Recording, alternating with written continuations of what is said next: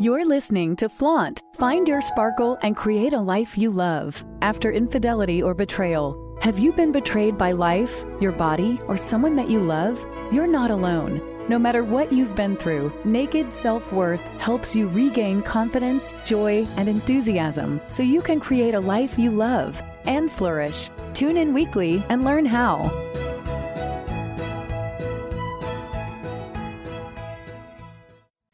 Hello and welcome to Flaunt. Create a life you love after infidelity or betrayal. I'm Laura Cheadle.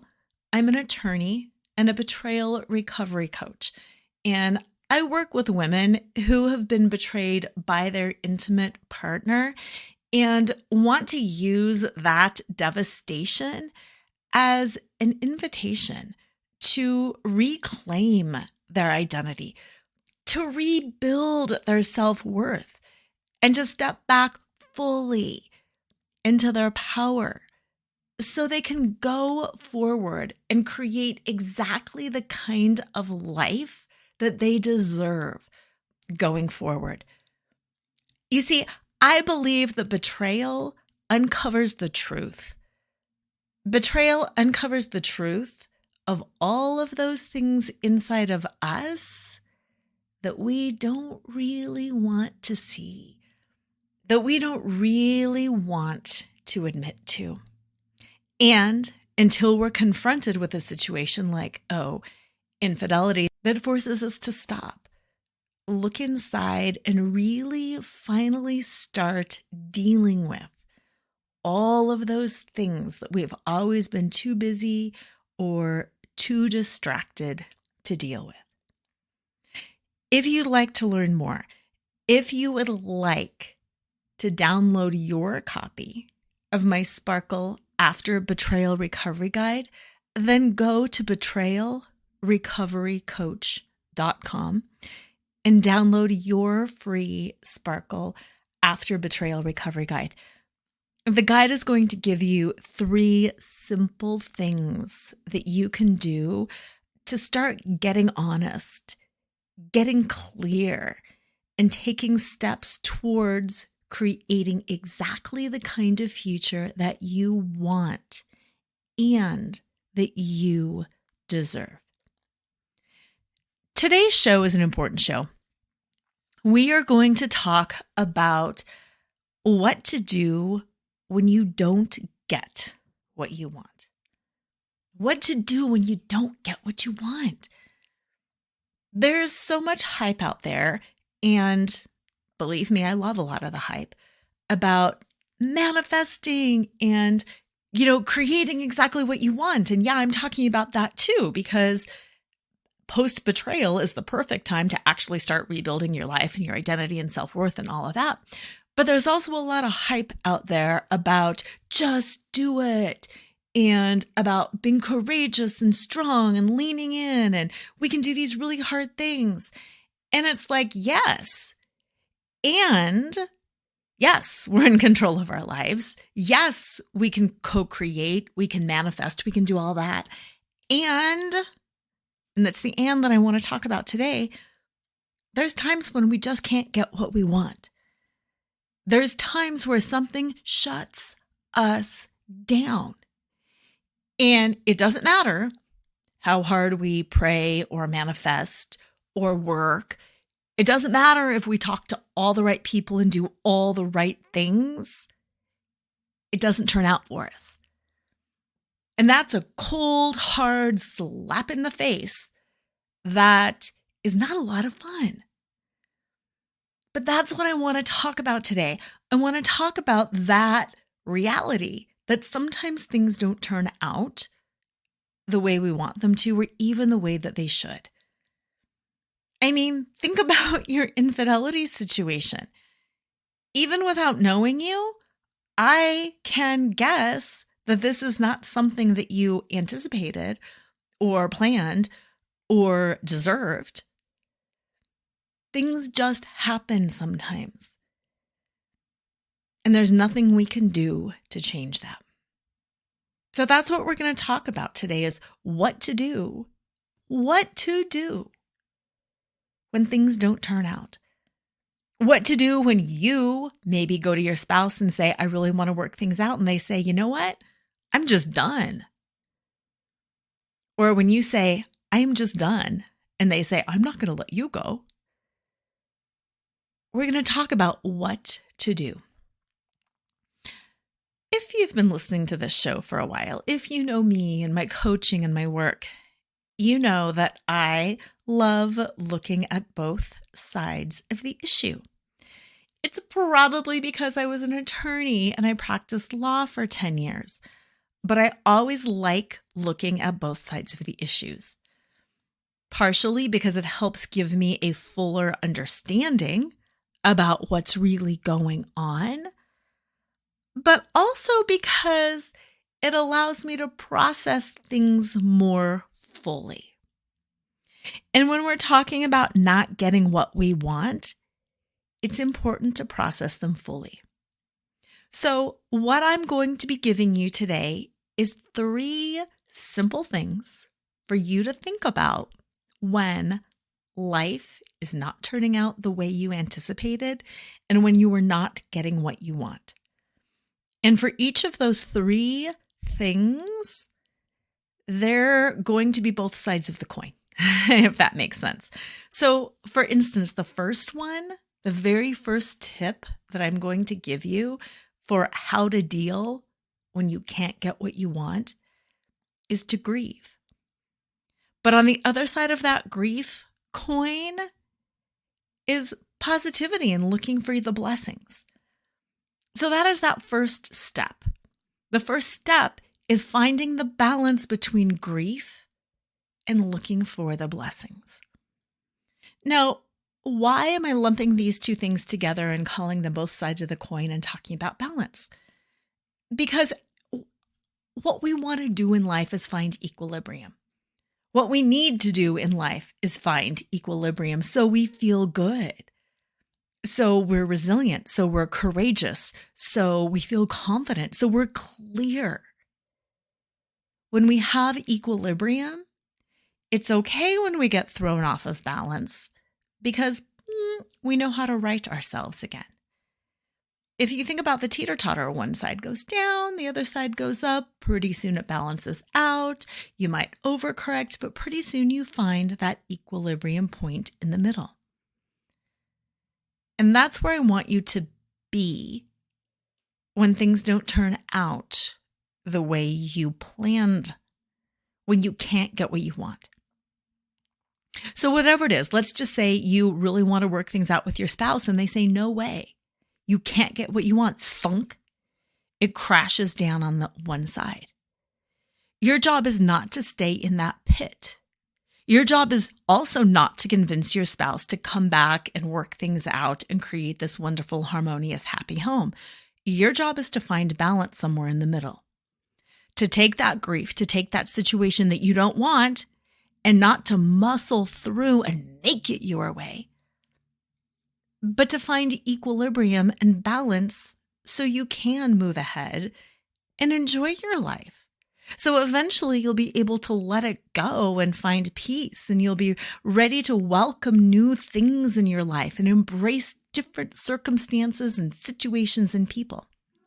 So that's why when I'm talking about these 3 tips, for each tip, I'm going to give you kind of the opposite sides. So that first tip, grief.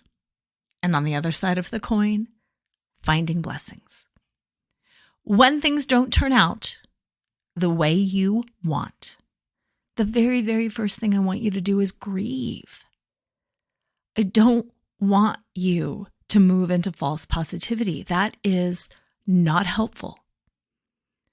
I want you to grieve. Grieving is a normal, natural, healthy process. And I don't know how or where along the line we started thinking that grief is not normal and natural and healthy. When something bad happens, humans grieve. Holy cow, animals grieve. If you've ever had pets and have had one pet have to be put to sleep or pass away, your remaining animals go through a transition phase where they look and act like they're in grief because they are grieving. If you've ever lost a person or a job or anything, you too have grieved. And you're supposed to grieve. Grieving is a process that allows you to feel negative emotions. I get it. Nobody wants to feel negative emotions, but you need to. You need to feel those negative emotions. You need to allow them to come up and to flow through you. And that is why you grieve. Grieving allows the negativity, the sadness, the pain to move through you. Guess what happens if you don't grieve? It gets stuck in you. Guess what happens when negative emotions are stuck in you? Disease, discomfort, illness, injury. Grief needs to flow through you. You may be familiar with Louise Hay's book, You Can Heal Your Life. It's an amazing book, absolutely amazing book. And I've had my copy for years and I refer to it all the time. And what that book is about is it's about whenever you're feeling something in your body, it'll help you discern and figure out what is the emotion behind that thing that you are feeling. For instance, a few weeks ago, my husband said, I am banging my shins all the time. I've had like 6 shin injuries. And I never have shin injuries, and I have no idea what's going on. And I was like, let's pull up the Louise Hay book and let's look up shins, lower legs. Well, the emotion behind that is around moving forward and stumbling blocks and feeling like you're blocked from moving forward. And here's the thing. His dad passed away not too long ago. And he's been waiting to be appointed executor of the estate. And all of these things are coming up and he can't do it until he gets appointed executor. So that's the perfect analogy. It's like a stumbling block. I want to do this, but I can't. Boom. Roadblock. I can't. I haven't been officially appointed yet. Things manifest in our body that's in our energy field. So first of all, pick up a copy of the book. It's amazing. Get a paper copy of it because that way you can just pick it up and flip through, and that's much easier than a digital copy. And you can start looking up if you've got pain in your neck, if you've got pain in your elbow, and just figuring it out. But moving forward, know that you need to grieve to get these emotions out so you don't get in a place where you find yourself getting sick or creating illness or disease in your body. So that's that very first thing, is to grieve. Now, on the other side of the grief coin is blessings. Counting your blessings, looking on the bright side, gratitude, positivity. I said earlier that I don't want you to move into gratitude and positivity too fast because there is nothing worse than false positivity. There is nothing worse than putting on a happy face and pretending that you don't feel the emotions that you really feel. But these are two sides of the coin because you need to do both. Because if you only let yourself grieve, if you only think about how horrible it is that I'm in this situation that, oh my God, my spouse cheated on me and now I have to get a divorce and I wasn't prepared for a divorce and now my kids are totally messed up and my social circles are messed up and I have to get a whole different job and my retirement's messed up. If you're only in that grief and pain, it's easy to get sucked in. It's easy to spiral down. So you need to balance your grieving with some conscious positivity. Notice I said conscious positivity as opposed to fake positivity. Conscious positivity and fake positivity are totally different things, and let me explain. Consciously being positive is being aware I am in a really bad place right now. My mental health is not good. I've taken a major hit. The rug has been completely pulled out from under me. Everything that I have worked for and strived for and sacrificed for is no longer a thing, and I cannot pull it together. I am in a horrible place right now. And yet still, I am going to choose consciously to look around me and to notice some things that I'm thankful for, to notice some of the blessings in my life. I'm going to consciously choose to see that, you know what, it's a beautiful day today. I'm going to consciously choose to be thankful and aware. You know, I do have some good friends. I'm safe right now in my home.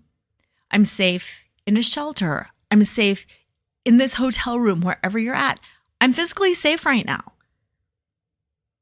I might not be tomorrow, but for right now, I'm safe. It's consciously choosing to find some blessings. You know, I'm still educated. I'm still a mom. I'm still a daughter. I'm still whatever it is. I can still read. I love my books. You know, my body is healthy and I can go take a walk because I'm fortunate enough to live in a place where the streets are safe or there's nature nearby. It's consciously choosing that positivity, grieving and choosing positivity. It's all part of the same bundle. It's the same teeter-totter. You can think about it as two sides of the same coin or two ends of the teeter-totter. Grief on one side, conscious positivity on the other, until you find your equilibrium.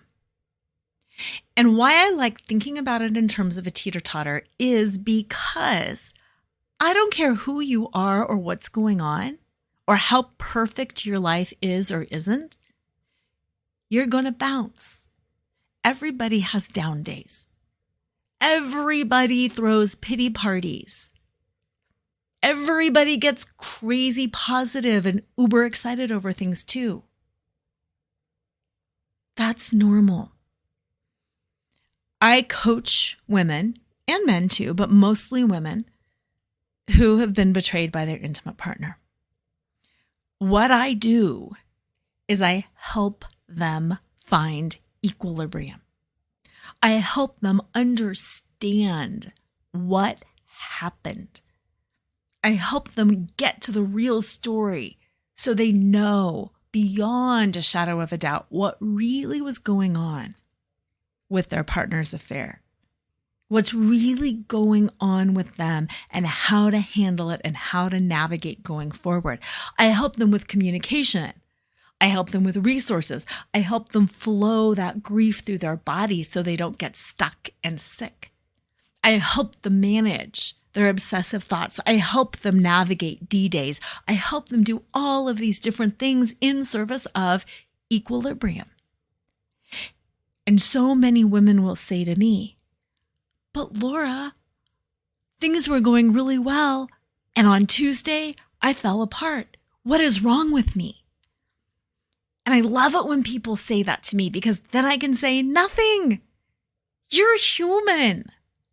I don't care if you are, Oprah, the Queen, Pink, Beyonce. I don't care who you are. You are going to have bad days. You are going to have trash can days, and it's okay. As we work together, you will have fewer trash can days, but you will have the skills to pull yourself up when you do, and you will have that mental awareness that it is not the end of the world. And you will allow yourself to grieve, and you will get better at grieving. Because that's something else I really feel is important to work with, is teaching people how to grieve. Because our culture, we are so darn afraid of pain and grief. And we're told to stuff it down and to put on a happy face and not to cry at work and don't air your dirty laundry. And we have all of these messages about what not to do. But the reality is we're emotional beings and our feelings are important and it matters. And if we were all a little bit more honest with them, and if we all knew how to grieve and we held space for other people, that's okay. You're at work, go to the bathroom and cry. Feel it. Just feel it. Go take a walk and cry. It's okay. We all do. If we were a little more open and honest and authentic and vulnerable and all of that, at the end of the day, we would be a healthier society. I really am willing to say we wouldn't have the mental health crises that we have if we taught our kids how to grieve. If we taught our kids also how to balance and find that equilibrium. You know, manic, depressive, it's like clinical. Oh my God, they're manic. Oh, they're depressed. Yes, there is the clinical people that have the manic, depressive disorders. However, that's a little bit of life. Isn't life a little bit manic depressive? Things are really, really good or things are really, really bad. And it's not that we're supposed to have only good days. We're supposed to find balance. We're supposed to have our really good days and enjoy them because it feels good. And then we're supposed to have our really, really bad days and know that it's okay that we have those really, really bad days, that it doesn't have to color everything else. In that same vein, my husband and I are 6 years out, basically. And we still occasionally will have fights, really bad fights, really nasty things where it's like, oh my God, how did this blow up? And it's okay. And some of the training that I had to do for myself was reframing that in my mind, that this doesn't mean anything. The fact that we've worked really, really hard and repaired and pulled things back together does not make us immune from ever having problems or ever getting really upset. It doesn't mean it's going to take all that away. It means that we are normal, two people living, experiencing a lot of tough stuff and having misunderstandings and both getting our feelings hurt and both getting angry and both doing things wrong. And then realizing what we need to do to make that repair. Early on, I would launch into blah, this means he's leaving. Blah, this means he's not doing the work. Blah, this means it doesn't mean anything. Grieving, having a fight, having a really, really bad day doesn't mean anything. It just means that you're grieving. It means that you had a fight. It means that you had a really bad day. And having a really good day doesn't mean anything either. It means you had a really good day. It means you were really connected and had a ton of fun. It means this is going to be a core memory and that's awesome. Enjoy it and appreciate it. So that is my very, very first tip on how to find equilibrium, how to balance and get through when things are not turning out the way you wanted and when you just absolutely will not get and cannot get what you want. The second teeter-totter, or the second coin that I want to talk about, is letting go versus controlling something. So again, one side of the coin is just let go. And the other side of the coin is lean in and control something.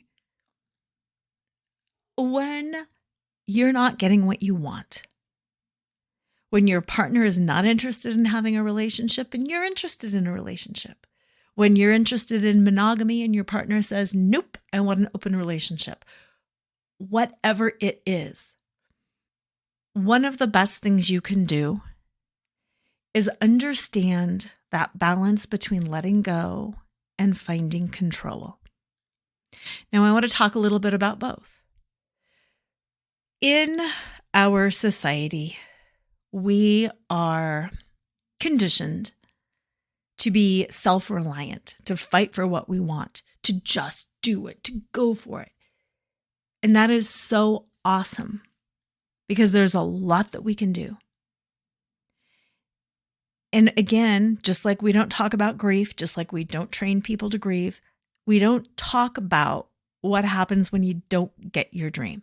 What happens when you invest everything and you lose it? What happens when somebody is killed? What happens when you want to have a baby and you find that you can't? What happens when you really want to work things out and your partner moves in with their affair partner? What do you do? People say, well, just let it go. Yes, and we'll talk about that next. But it's also really important to find something that you can control. It's important to empower yourself, to get yourself out of that victim stance that, oh, this stuff just happened to me and it is so unfair. And it is so unfair. And you were victimized. It's important to find something that you can control and to exercise control over that. Now, yes. Controlling yourself, I get that. We talk about that. You can only control your reactions. You can only control your thoughts. You can only control your choices. You can only blah, blah, blah, blah, blah. Yes. And I'm talking about actually controlling something. That's healthy. It's really healthy to control something. Notice I'm not saying someone, but something. One of the things I talk about in my keynote is a time in my life.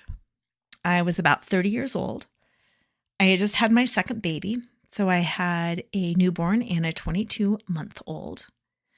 I was working full time. My husband had gotten a job where he was required to travel 2 weeks out of every month. I had a home that was new to us, but that needed a ton of work.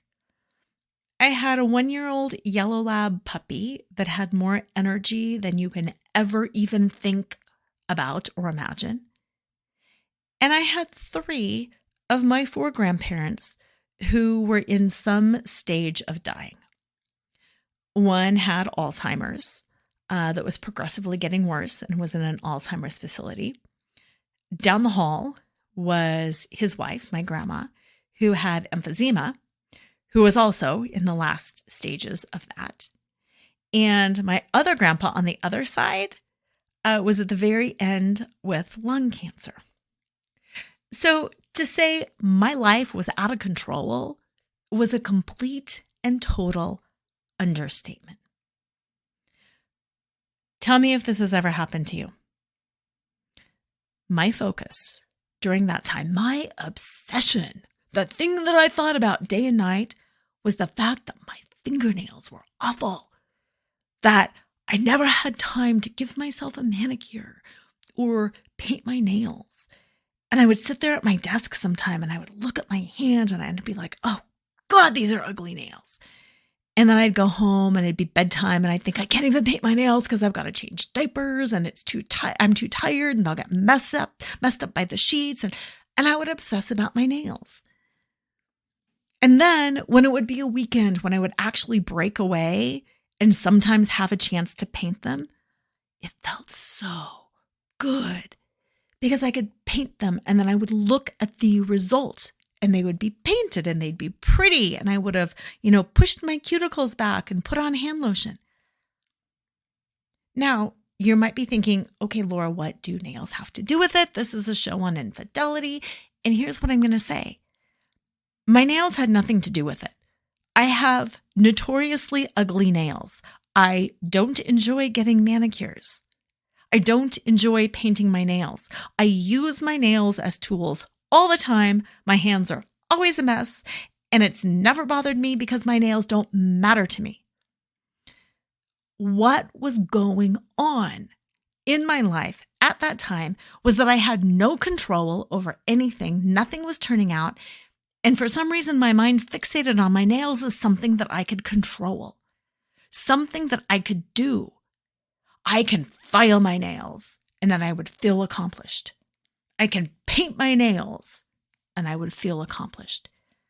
It was me exercising control over something which was mentally healthy. It gave me something to grip onto. Before that, when I was taking the bar exam in California, same thing. I felt like I was losing control. And All of a sudden, the night before the bar exam, I decided that nothing would do, that I had to clean the copper bottoms of every single pot that I owned, and I needed to polish them perfectly. Now, is that a good use of my time the night before the bar exam? Oh, holy cow, no. That is a bad use of my time. But again, it's my psyche, it's my mind being like, aha, here is something you can control. You can control and complete this project. And yeah, sure enough, once the bottom of my Revereware copper pots were cleaned, I felt satisfied. I had accomplished something. Something was within my control. So when I talk about controlling something, I want you to think back to times in your lives where maybe you've obsessed over cleaning the house or doing something just random where you're like, why am I so obsessed about that? It's not about the thing, it's about control. And it's your mind desperately trying to get control over something so you can feel better, so you can be mentally healthy. And even if your mind just hasn't done that on its own, the way our minds sometimes do, what I want you to do is to find something that you can control. And I want you to do that. And I want you to consciously choose to do that. For instance, clean out one drawer. Oh, holy cow, do not clean out your whole bedroom. Do not clean out the whole kitchen. Pick a drawer. One. Complete that project. If you want to send an email to somebody, send an email.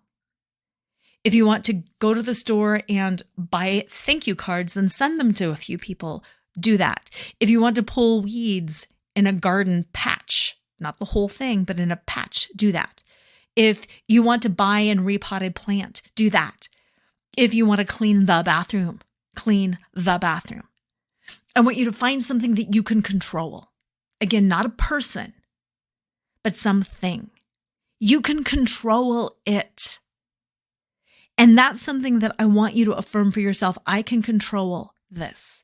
I can control whether or not I walk away from this drawer that I'm cleaning out. I can control whether or not this plant gets repotted.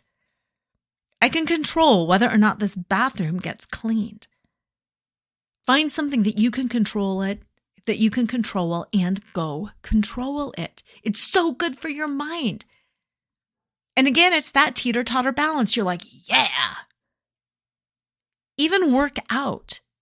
You can control if you go to the gym or not. You can control if you pop in a workout DVD or download something on YouTube. Control it. Now, the other side of this control coin or this control teeter-totter is letting it go.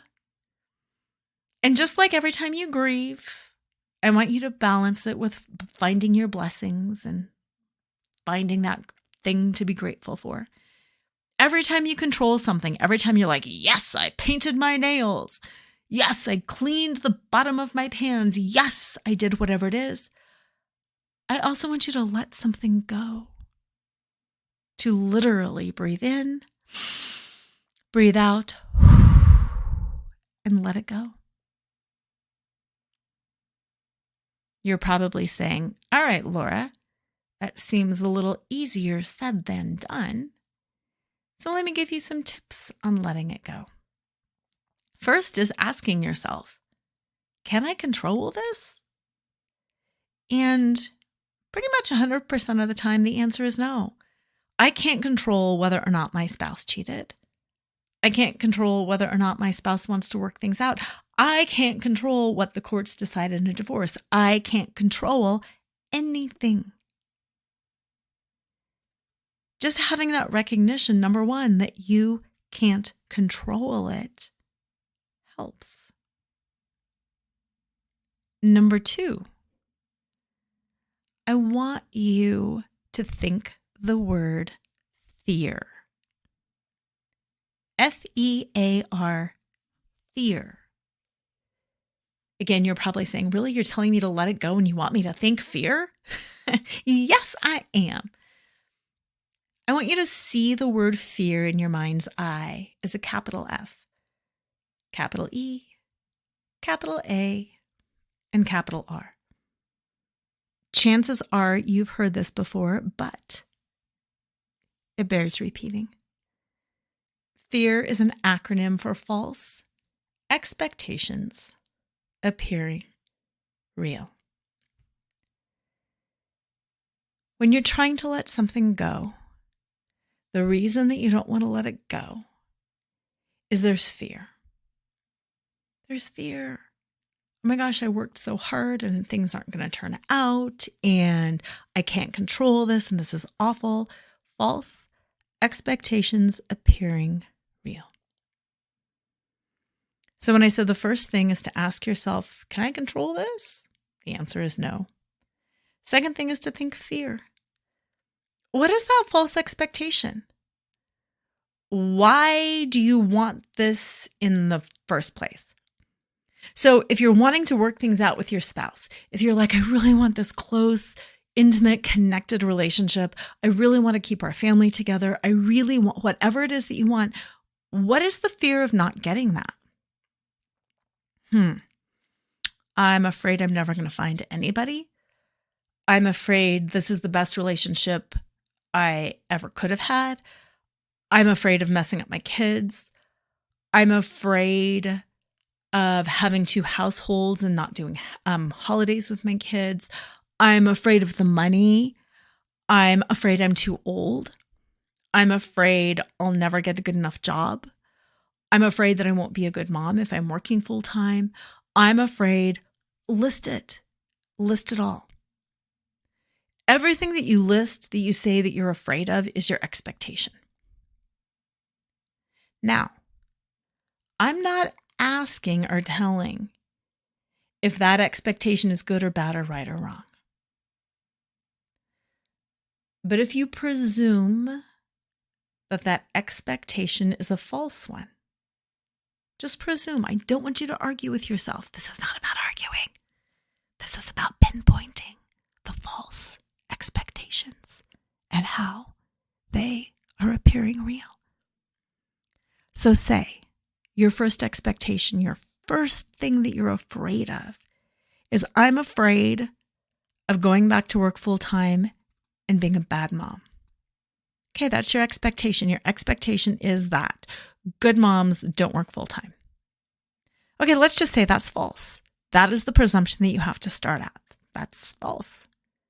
So a false expectation appearing real means that you have made a value judgment around that expectation and you don't know if it's true or not. In fact, you could be a better mom for working full time because finally you're happy and you're fulfilled and there's no arguing going on in the home and kids aren't sensing tension and blah, blah, blah, blah, blah. What is another expectation that you've got? That the family is going to be broken. Okay, that is that fear. You've got a fear of having a broken family. Okay, we've got to presume now that it is a false expectation and it is appearing real. And it just flips it on its head because if you can list that expectation and then turn it upside down and all of a sudden realize just the opposite is true. Just the opposite is true. I'm not asking you to believe it in your heart. This is the step. This is the tool. This is the game. Name the expectation and then, hey, what if everything you thought was actually not true? It's turning it on its head and it switches your mindset because then suddenly you get curious. Oh, wow. What if that is false? What if it is false? And it just allows you to let it go because you're not attached to the outcome. You're not attached to, I've got to do everything in my power to keep this relationship. What if keeping this relationship was the worst thing you could do? What if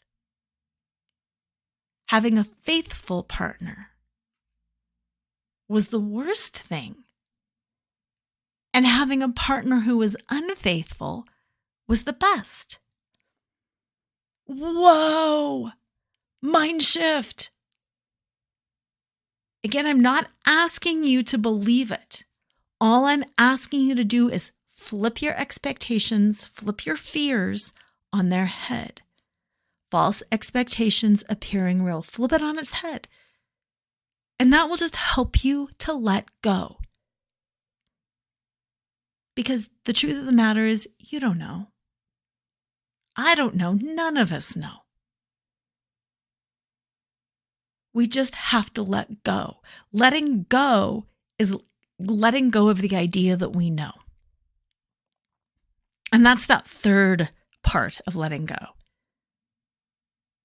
It's realizing that it's letting go of the idea that we know best. Letting go of the idea that this should or should not happen.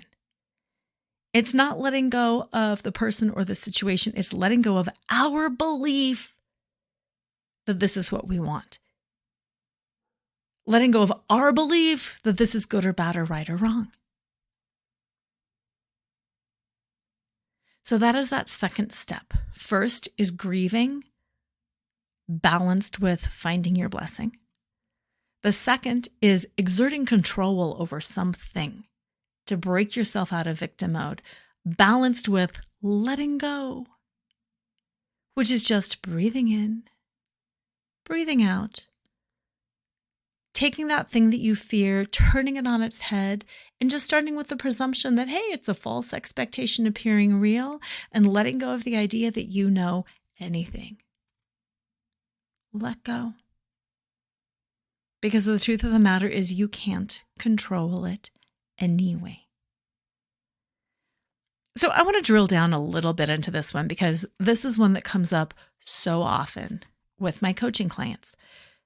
They are doing everything in their power to, not all of them, but some. Let me start this over. The ones who want to stay with their partners are doing everything in their power to remedy the relationship. And sometimes their partner is just not interested. Sometimes their partner is just not willing or ready to face the music, to hold themselves accountable, to admit the truth. And they will often come to me and they will say things like, well, what else can I do? Well, you can grieve. You can grieve that this is really, really sad, that your partner might not want the same thing that you want. You can count your blessings. You can list all the great things that are going on within you in your life. Second, you can exert control over something. That's what a lot of my coaching is. My coaching really helps you figure out how to control yourself, your life, your circumstance. You can control your self-development. One of the things I do in my coaching is I give everybody access to these 30-second daily meditations. You can control if you listen to a 30-second daily meditation or not. I even say, I don't care if you're doing it while you're brushing your teeth or if you're really like full lotus position. I don't care. Just listen to it. It's just you exerting control over something and you proving to yourself that, yeah, I have dominion and control over myself. And then you can also let it go. Let your partner's behavior go. Maybe what they're doing is right. Maybe what you're doing is wrong. Just let it go. Have no plan. And just see how things turn out because it's about you finding that equilibrium. It's about you being poised and ready for whatever happens. Now, the third teeter-totter, the third coin that I want to talk about is catastrophizing versus glorifying. When things aren't turning out the way that we want, we have a tendency to either catastrophize or glorify. Oh my God, if I don't get this one job, this is the best job, this is the best relationship.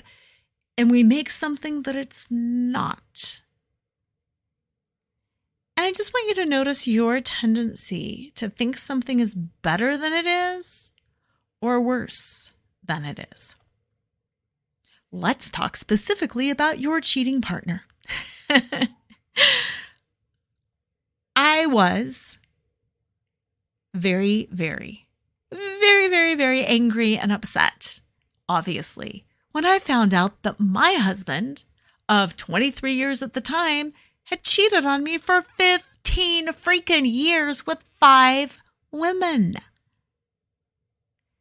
My mind bounced back and forth between what an evil, horrible, sick, twisted, perverted, awful human he was, where I could look back over everything that he ever did, and I would hone in on everything, and I'd have all these grievances against him. He was a narcissist. He was selfish. He was this. He was that.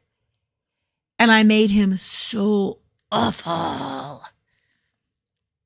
And then I'd get really, really sad, and I would glorify. It was the best relationship ever. We had so much fun, and he's so handsome, and I'm never going to find somebody like that again, and this is just horrible, and blah, blah, blah, blah, blah. It's about finding that equilibrium. Nobody is all good or all bad. No relationship is all good or all bad. Part of me would look back and I'd be like, I had the perfect relationship. And then I would think, and I would get honest, well, yeah, but except the times when he was picking fights with me. Well, yeah, but except the times. Yeah, but except the times. Nothing is all or nothing. Everything is a shade of gray. And when you are figuring out how to process not getting what you want, I want you, again, to lean into what is a glorification and what is a catastrophizing of something. I'm not asking you not to do it. It's normal to do it. Just like grief, you got to do it. But I'm just asking you to kind of be aware that you're doing that. And I'm big into journaling. I always have my clients journal. And one of the exercises that I have them journal is I want you to write both sides of this narrative. I want you to write about how amazing your partner was. And on a different day, I want you to write about what a demon they were. And I want you to just get that out of you. And then someday read both of those back to back and see how the same thing can be interpreted so many different ways. And it will bring balance. And then I want you to do that for yourself. Write about all the great things. And then write about all the awful things. You don't have to show anybody. But just write about it so you can kind of see and find that point of balance. You know, when I started this, I talked about, as a lawyer, I was trained to argue both sides. I was trained to see both sides of everything so I could objectively balance and find the truth. Because being a lawyer is all about the pursuit of justice, the pursuit of truth, and realizing that in every situation, we can only see it from our point of view and that truth is somewhere in the middle. And one of the things that I'm always doing with people is trying to get them to see something from the other person's point of view, not to excuse the behavior, but to give you the opportunity to understand and to really process and to see what was going on. And sometimes people get really uncomfortable with that.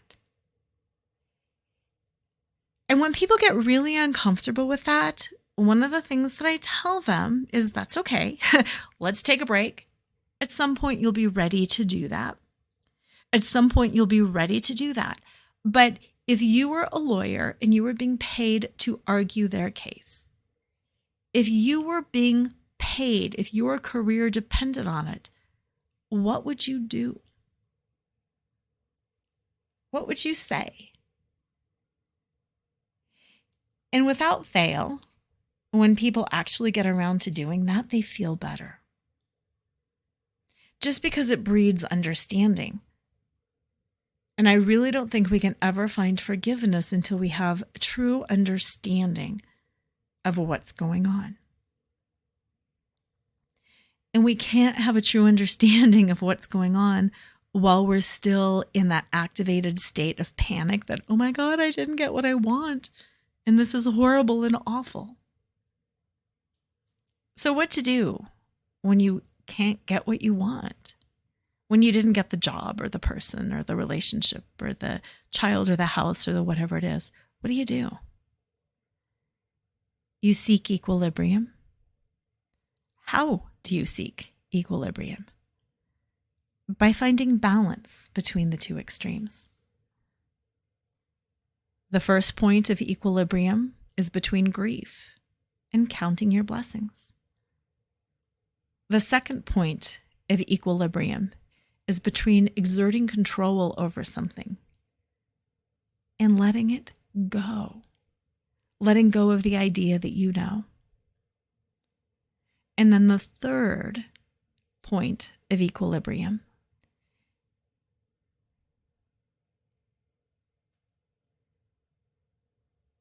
is balancing in your mind why this thing that you wanted was the best thing in the world, and why this thing that you wanted was the absolute worst thing in the world. Because the truth of the matter is nothing is wholly good, nothing is wholly bad. The truth of the matter is we don't know when we need to let go of our notion that we do. So imagine those 3 teeter-totters in your head. See how they go up and down. See how they find that balance point in the middle. And strive to find that balance, that equilibrium within yourself. Every single time something happens where you feel like this isn't what I want, and I'm not getting what I want, and I am being shut down. Again, before we go, I want to remind you, go to betrayalrecoverycoach.com. When you put in your name and your email, you will be able to download my Sparkle After Betrayal Recovery Guide. And you're really, really going to want it. It's just 3 basic tips that's going to help you come home to yourself. That's going to help you find that equilibrium and that balance within you. So whether it's something right now that's got you off balance, off kilter, or something that comes up in the future, you will always have that resource. And you will be able to learn those skills, practice those skills, and keep those skills in your back pocket, not only now, but for the rest of your life. When you go to Betrayal Recovery Coach and you download this guide, you will also be put on my newsletter list that, of course, like any newsletter on the planet, you can opt out of, but you're not going to want to, and here's why. The first 5 days, you are going to get 5 daily emails, and then you'll hear from me like once every couple of weeks, not a big deal. But those first 5 days, you're going to get some really good tips, tricks, insights that's going to help you, again, whether it's right now or in the future. You're building your arsenal. You're building your tools, and you are going to absolutely want those going forward. Thank you for being with me. I hope this has been useful on how to find that equilibrium, how to find your balance when you're not getting what you want. Have an amazing week. Remember to go to betrayalrecoverycoach.com, download your guide. Have an incredible week, and always remember to flaunt exactly who you are, because who you are is always more than enough. This podcast is sponsored by BetterHelp. Have you been struggling lately? Relationship issues impact every area of your life. When I found out about my husband's infidelity, I was so devastated. I could barely function.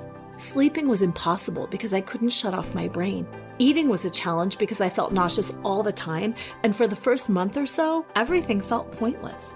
Whether you're having trouble sleeping, feeling hopeless, or just can't focus, BetterHelp is here to help you. BetterHelp offers licensed therapists who are trained to listen and help. You can talk to your therapist in a private online environment at your convenience. There's a broad range of expertise in BetterHelp's 20,000 plus therapist network that gives you access to help that might not be available in your area. Just fill out a questionnaire to help assess your specific needs, and then you'll be matched with a therapist in under 24 hours. Then you can schedule secure video and phone sessions. Plus, you can exchange unlimited messages, and everything you share is completely confidential. I know that confidentiality was important for me, especially early on when I couldn't even get my own mind wrapped around what was happening. And it was so comforting to be able to speak with someone candidly about everything I was going through, to validate that what I was feeling and experiencing was completely normal. You can request a new therapist at no additional charge anytime. Join the 2 million plus people who have taken charge of their mental health with an experienced BetterHelp therapist. Special offer to flaunt. Create a life you love after infidelity and betrayal listeners. You get 10% off your first month at betterhelp.com/flaunt. That's BetterHelp, HELP.com/flaunt, FLAUNT. Thanks again to BetterHelp for sponsoring this podcast.